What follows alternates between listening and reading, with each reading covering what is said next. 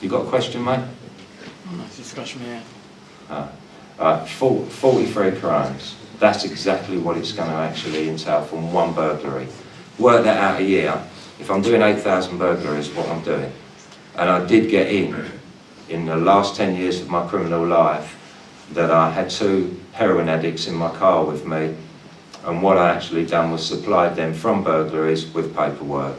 Building society books, bank books, cheque books. They went in and defrauded.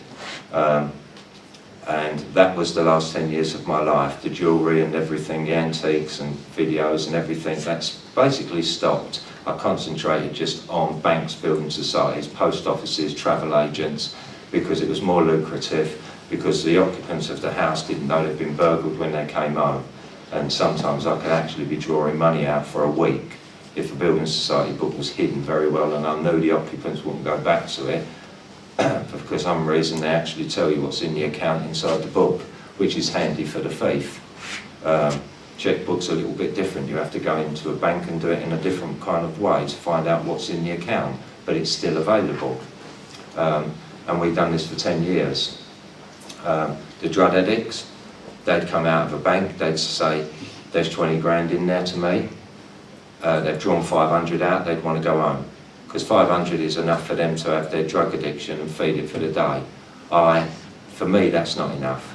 I would actually physically say, get back in that bank and draw 25 grand out. Simple. And they'd have to do it. Because I was in control. It was me. Without me, they had no work. So I was in control, and that was the life that I led. Out of 999 criminals that I know, I would be honest and say that 1 is successful. Out of 900, out of 1,000. 1 would be successful. 999 will end up exactly the same place that I am. Standing here, not getting paid, no profit from that book, it goes to charity. I don't get no money whatsoever. I now live on benefits, 57 quid a week. I live in a housing association house. I've no academic achievements whatsoever. I learned to read and write myself. I've had to have the backside to come in here and stand here and open up my life to all of you, because it's not a good life to go down. The guy that stands at that bus stop and goes to work every day will end up with more than 999 criminals at the end of his working life. And most important, you can't substitute being there for your children. I'll kind of finish on the last part on how selfish addicts are. I was in prison on my last sentence and I had a phone call. I've got 4 kids. And one of the phone calls that came from my wife, and it was Christmas morning. And on Christmas morning, if you get a phone call and you call to the office, it normally is a Dear John call. You know, she's dumped you. Because you have access to the phone anyway. So to have a private call into an office, it normally is that. I went downstairs, I got into the office, and they said, my wife's on the phone. I got on, she said, look, Robbie, that was my son. He was 7 then.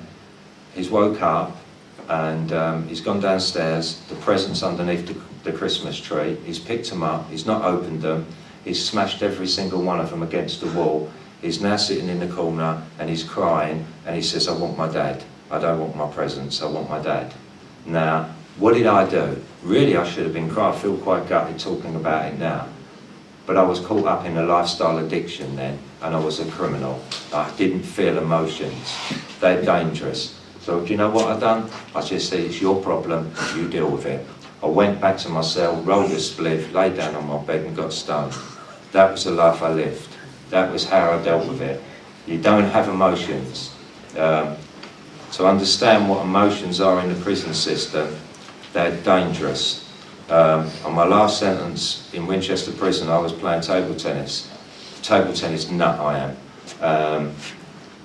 And I was 19, 17 up and I was playing for 1/4 ounce of snout, which is quite a lot really. If you're playing for 1/4 ounce of tobacco a game, you could nick 2 ounces off it. And I was 19, 17 up, and there was a shower exercise, and it was a heat wave outside, so they opened the doors and everybody went out. The guy said to me, I'm going to make a phone call, Steve, we'll finish off when we come in. got on the exercise yard, 20 minutes had gone past, the alarm bells rang. Everybody back, and they shoved everybody back into the building, into the wings. They threw us in any cell that they could get. They just throw you in there and lock the doors because it's an emergency. When that doors were open in about half an hour, maybe an hour, over in the corner cell, there was 2 big yellow stickers across the door. That was the guy that I played table tennis with. He went and made a phone call. His wife said, "I've left you, I found somebody else, and you ain't seen your kids no more." He went back to his cell and he hung himself.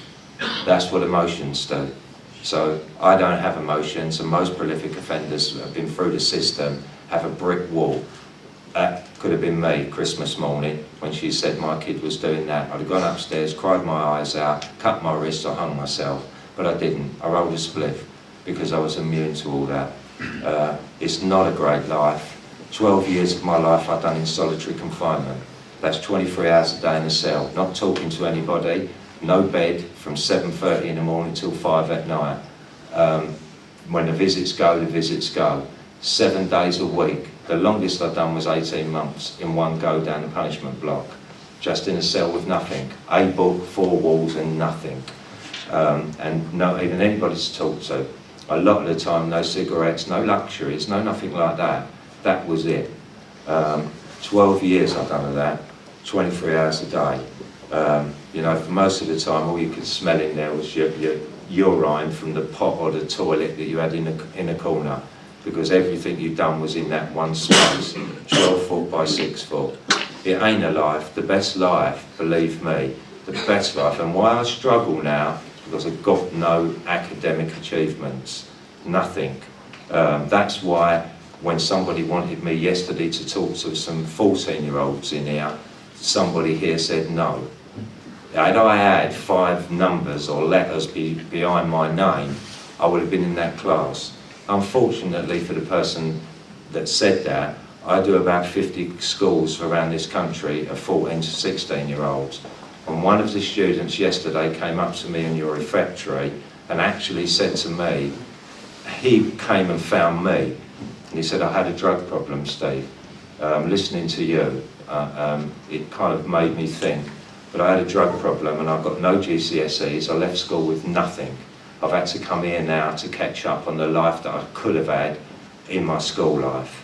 But I had a problem. He was a skunk addict, you know, skunk head. Now my son-in-law smokes it all day, so I know how addictive skunk is. But he said, if I'd have listened to you, Steve, when I was 14, and you'd have brought all of this home to me, I would have sat my GCSEs and I would have been here on a higher level. But now I've got to start at the ground floor again. You know, coming in here talking to 14-year-olds is about the right age to catch them. You know, people are carrying guns in London at 14, knives at 14, gang culture at 14. This is the life, in actual fact, where it really starts at 14. So to have a policy in here of not talking to 14-year-olds, to me, it sucks. It needs to be addressed. The teachers in the schools in Tottenham and Hackney and Edmonton and everywhere I go, Manchester, Bristol, Nottingham, wherever, they actually say, can we not employ you every day? Because the problems we're having. This college is a luxury. This is 5-star college compared to where I normally go. Because where I normally go, they're smoking skunk on the field. I've actually walked in the college and actually seen a knife to people's throats. Give us your phone.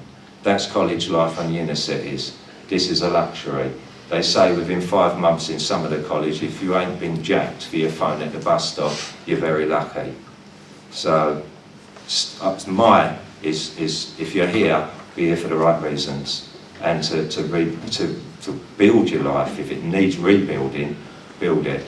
Just get out and get yourself a job, because you'll accomplish a lot more than I did. I wasted half my life in jail. Thanks.